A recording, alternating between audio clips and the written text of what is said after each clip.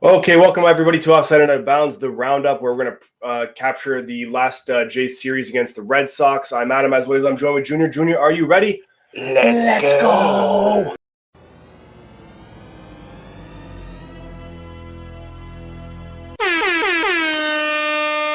Okay, Junior, we're going to cover off the Boston Red Sox series where the Jays were able to pick up 3 of the 4 games, but that really didn't move the dial, unfortunately, in the AL East division for them. But hopefully that continues to keep us on the roll that we want to keep moving at. We are 8-2 in our last 10, and we got the 1-game win streak as we pulled that off last night. So what do you think? Yeah,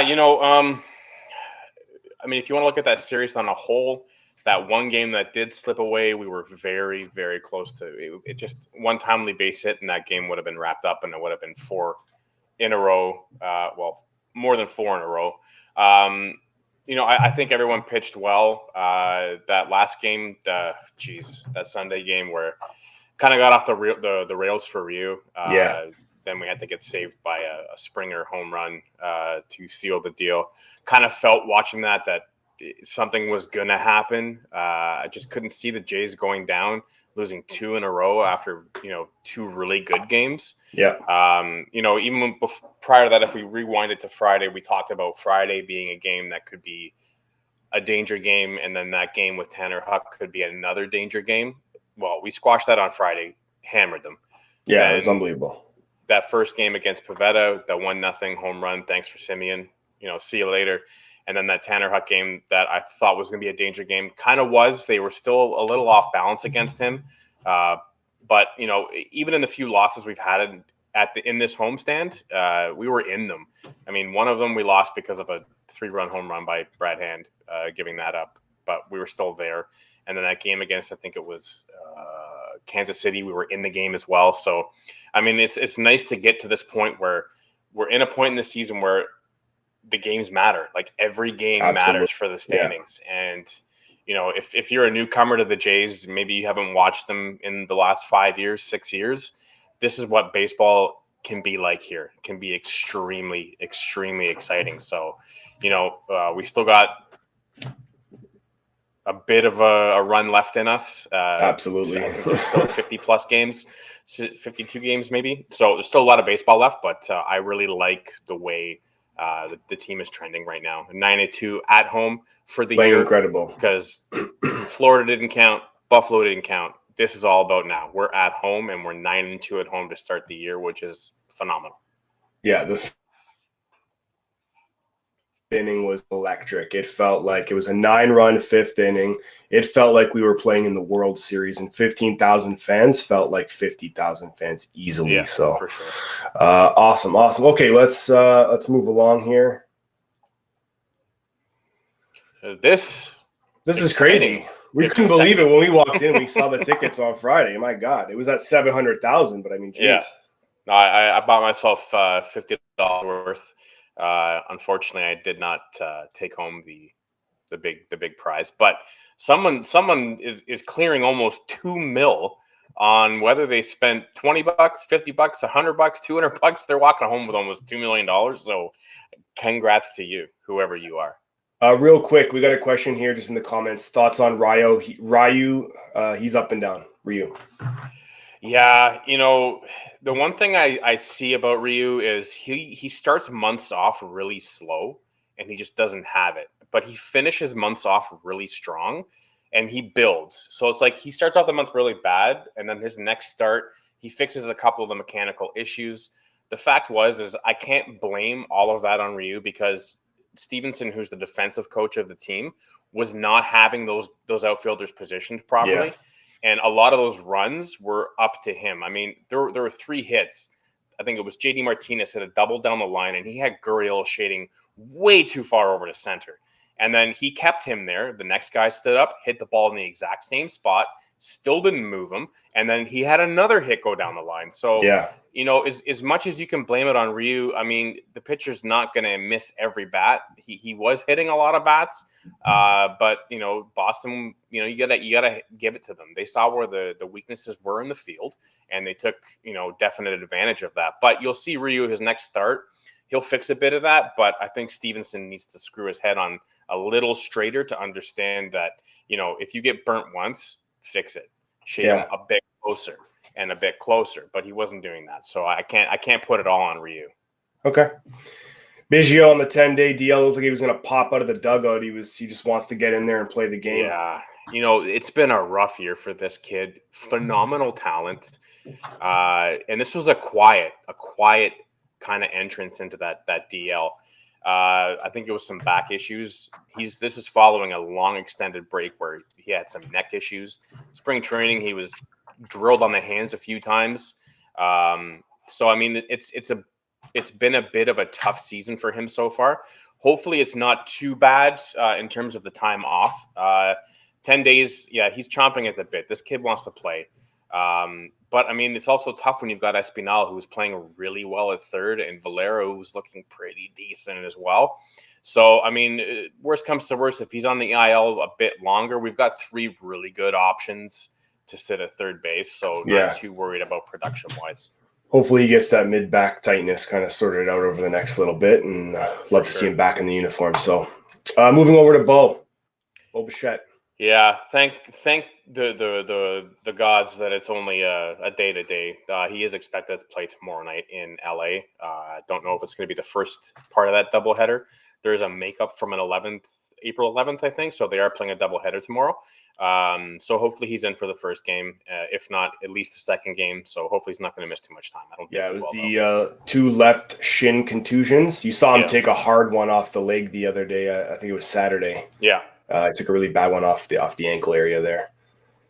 Okay. Let's take a look at the series coming up here.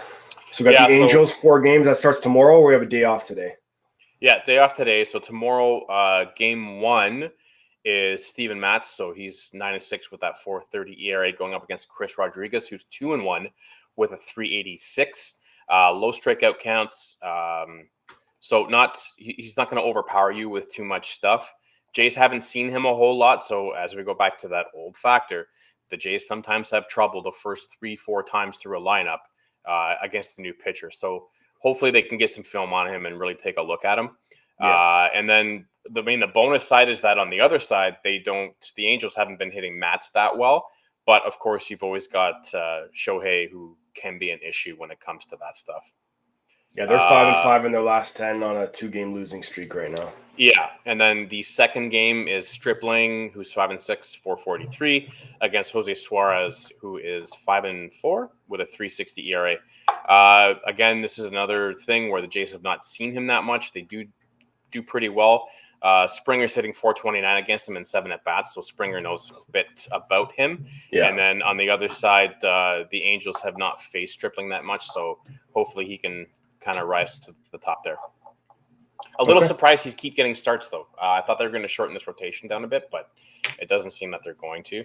And then we've got, so this would be game 3. So Wednesday, we've got Manoah against Bundy. Bundy's 2-8 with a 6.14 ERA, not really high strikeout numbers, and the Jays do hit him pretty well. And then we wrap it up with Barrios up against Shohei Ohtani on Thursday. Semien and Springer have both faced him over 5 times. Semien's hitting 286. Springer's hitting 667. So hopefully that can translate as well. And then the LA batters do not hit Barrios very well. So we can look for a strong start from him. Awesome. Okay. And I'm sure we'll be back to maybe chat about Seattle and Washington a little bit more in depth.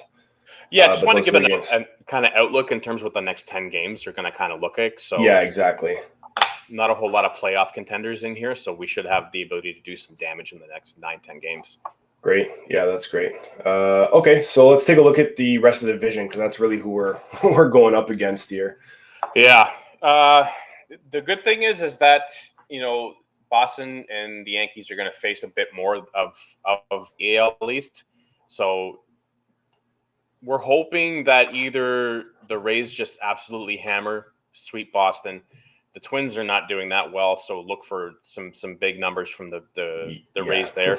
And then obviously, I hate to see AL East competition that we're trying to catch going up against Baltimore. Yeah. But I mean, it is what it is. We get to face them too. And then the Rays finish off with the White Sox, so hopefully that'll be a little more contested. And then Boston, again, you've got Rays, Orioles, Yanks, and Texas. So we're hoping that, they can do some damage against the Yankees or not, but we want to catch the Yankees before they meet Boston. Yes. And then the Yanks have KC, Boston, Sox, and Twins. Yankees don't play well against KC or Boston this year, that fact, or Chicago. So hopefully they're going to go on a nice little losing streak here until they get to Minnesota, where, we've built up enough of a lead to be a little more comfortable in terms we are in the standings. Yeah, exactly. This is a bit, we're on the road for these games. So minus the game tomorrow, which looks like it's being played here. At least how I'm seeing on MLB.com right now. Is that possible that we're playing one game here and then going to LA for the other 3 games? We're the home team for that game. Okay, I got you. But we're still playing it in LA because that's part of it. Okay, all right. So then, we're not back at the Dome until the 20th against Detroit. So we've got a couple of nice series to finish off. We get some time with the Baltimore Orioles, which is always nice at this time of year. Yeah, hopefully we can pick up some games on the road then, and then come back and do a nice little homestand and pick up some wins at home because we're playing extremely well there. Yeah, if we can hit the next 10, similar to what we've done, 8-2, maybe 7-3. Yeah, that's going to put us in a really good spot. Yeah, a little bit of magic, hopefully, with some of the other teams not doing as well against some of those outside teams in the division. And let's try to pick up some wins and let's make a playoff run here. Yeah, we need a little help from the other teams. Let's make it happen. Let's go. Let's just every inning should be like the 5th inning of Friday night's game. 9 run innings. If they were, we wouldn't have a problem. There you go. All right, awesome. Well, look, we want to thank everybody for joining us today. This was a great opportunity to kind of recap the Red Sox series. Junior and I are hoping to be at another game, but we'll definitely keep you guys posted. So make sure to hit that like button, comment, and subscribe below so we can let you know when we're going to be at the next game, giving away some stuff and doing some other things for you guys. For sure. And come find us at the bar and maybe we'll buy you a beer or something like that. We gave away a jersey, so congrats to John for the win there. He picked, was it the blue or the gray Vladdy? Gray Vladdy. Grave Laddie. Okay, congratulations, John. Some great conversations on the 200 level with some of the guys up there. So if we cross paths, thanks for the sub. Thanks for talking baseball, and we really enjoyed that night. And we're hoping to make it a little more regular for the rest of the year too.